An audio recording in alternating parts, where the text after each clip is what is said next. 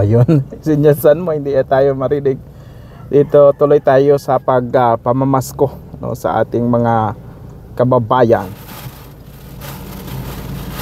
Merry Christmas ang bati. Oh.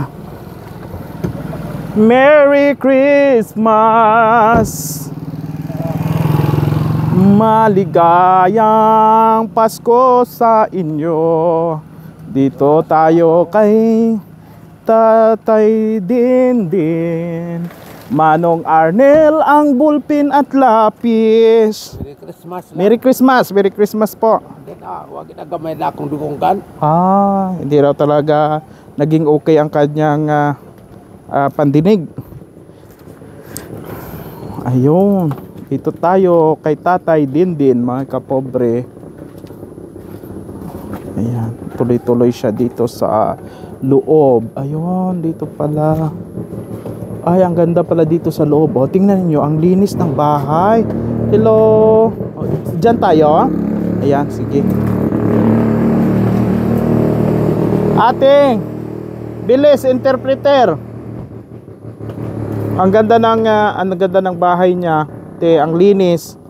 Ang linis po ng bahay niya. Dito. Oo, sige. Upo tayo dito. Ballpen. Saan kaya yung anak niya? Ay, ang linis ng bahay niya. Grabe, first time ko pumasok dito. Ayun, balingho yung ano nila. Pagkain. Akong bagay nga ako. Oo, yung bahay niya daw. Ano ating sasabihin dito? Yung pira muna ating iunahin. Okay na tay. Tay, okay na ako. Dito kanong anong sasabihin natin dito sa kanya? Kanino yung galing padala? Ate K Drama Lovers. Mo. Kay Ate K Drama Lovers. Wag kita magmerda akong dugonggan mo malatag hapon. Wag kita. Ayan, sabi ko pamasko mula kay Ate K-Drama Lovers. Ayun. Ay, salamat eh. Salamat daw. Kumatay mo ka akong hilipat. Opo. Dati kasi yan. Malipat eh, salamat eh. Tao siya. Okay. Oh, salamat. Ang nana malipat eh. Spam.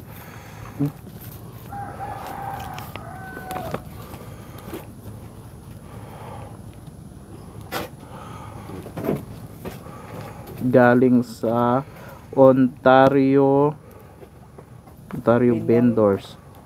Pinoy Ontario pa. Ano?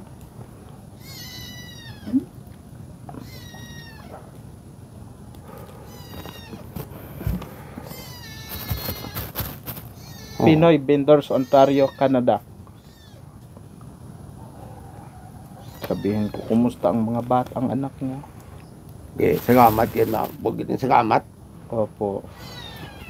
Huwag kita ka. Dom-dom na kon, huwag kong kita kamot gataot. Pasko. Pasko ay. O na, patagali man ka mo na ka. O wag ba, kamu kakon hilipat? Ay, huwag gitaro na. Basi makon, huwag kong kita gataot Pasko ay. May nagtao, pagit matao na, pagit mata ka mo. Opo. Huwag kita ninyo ako malipat. Salamat yan. Oo.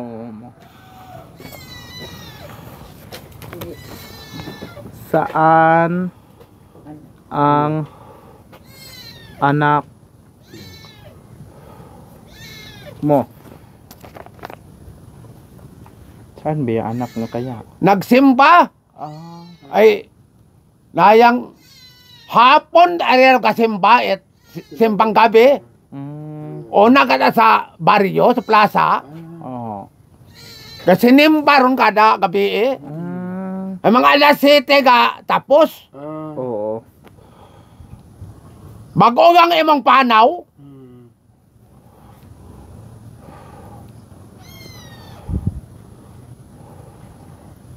Sabi ko kung hindi mag-uwi ang misis niya sa Pasko ba.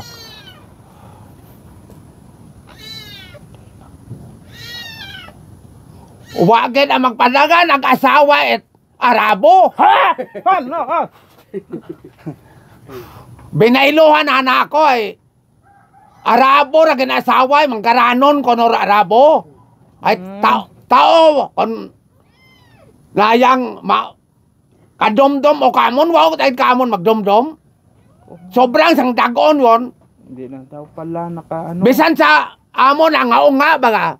Ana nga domdomon ay wa kita. Umasawat ako not Arabo. Anang kaibahan nga abroad taga iya man sa aton. Bako-bako Arabo.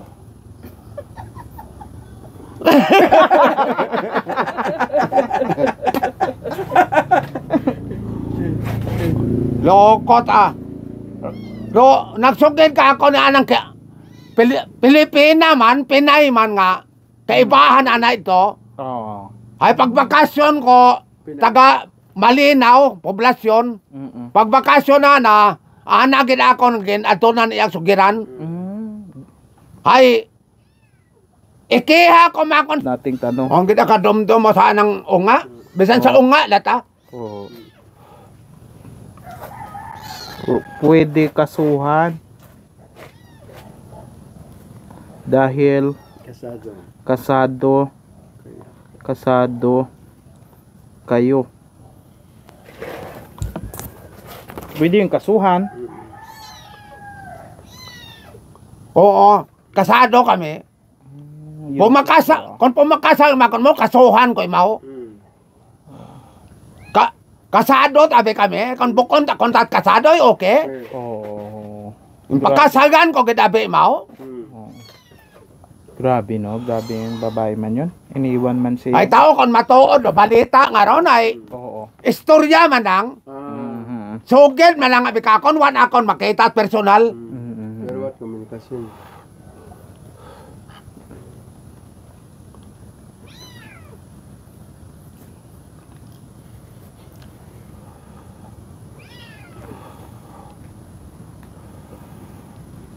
Sabi ko, hindi naman siguro magsinungaling yung ano, yung nagsumbong sa kanya.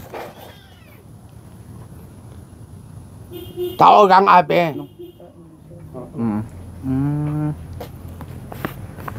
Eh, grabe no. Bili kami may Wa mata problema kon anang na dom ra amon nga ungay. Hindi abi ako kapangita. Oo. Di ako katrabaho mabugat. Pawod lang gid ako parang kumita ako bisan pa paano. Bili kami langgaw. Sabi ko, may langgaw siya. Langgaw ba doon sa spilling? Ay, Wala ko. bukod maaslo masatuba pata bago abi. Oo. Masatuba pata bago na kon nga tukod nga sanggotan. Ay kanaba na ba nga sanggotan nga butang ko hagdan. Masatuba patara na nga. Sa sunod dyan, ba ko? Sunod lang balik. Oo, tama na mag-aslom. Oo. Masatuba bago patabi. Tama mag-aslom pagbalik ninyo. Akong ginabunag. Bigyan ko. Kung ginabinunag akong dali mag-aslom. Masatuba pata pwedeng hiinom.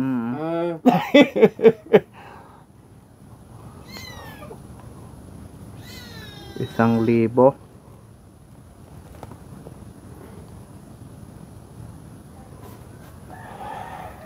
Pambili. Ang May wa ko ka kuan kay inyong Basta sagakyan ba? bigyan Gain na lang ber kita. color.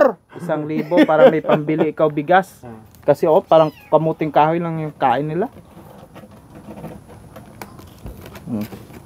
Para may pamasko man imaw. Ano, sa gamat ged? O sa gamat ged nga bakal at bugas. Wag na nagkatat pangita kapawod lang ako para kumita. Ang daming pawod niya. Wag kita nagot masaliga na ako na akong misis. Nakakalungkot isipin na dahil noong una ay nagpapadala pa ang kanyang misis pero ngayon hindi na raw talaga nagpapadala. Kawawa naman talaga ang sitwasyon nila na mag-ama. Sa mga ngayon lang nakapanood ng video ni tatay, nung kalakasan niya, napakasipag talaga nito. Kaso may aksidente na nangyari na nagkaroon siya ng diferensya sa pandinig. Masipag ito siya dati. Hindi talaga nagugutuman ang kanyang pamilya. Hanggang sa nung mangyari ang aksidente, hindi na ito siya makarinig.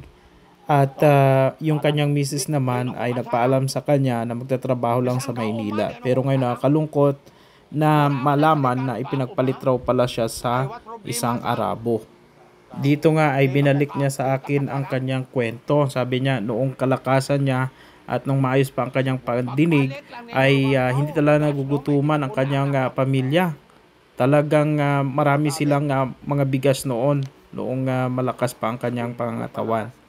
So sa ngayon kailangan sana ng tulong ng kanyang misis.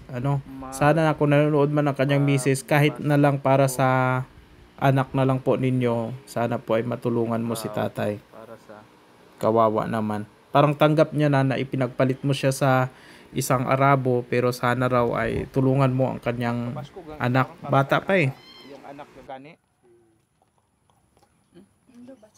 Oo, ako nang dagan eh, nagainugan ta. Ito yung mga binibenta niya mga kapobre, no? Na mga mga pangbubong, ganyan.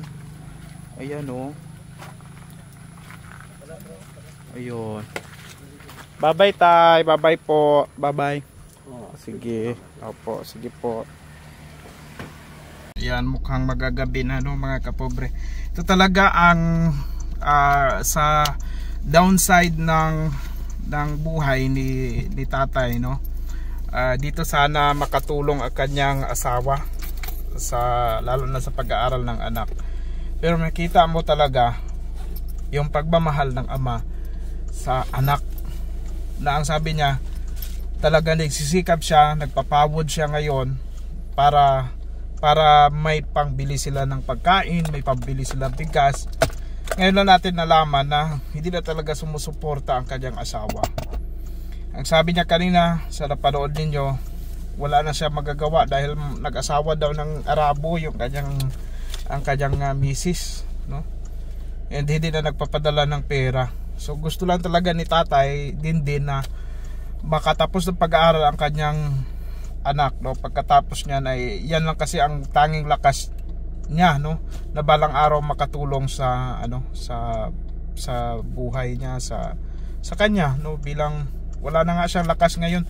Dati ito si Tay Dindi na ito, masayahin talaga ito, na naka responsible na ama, no.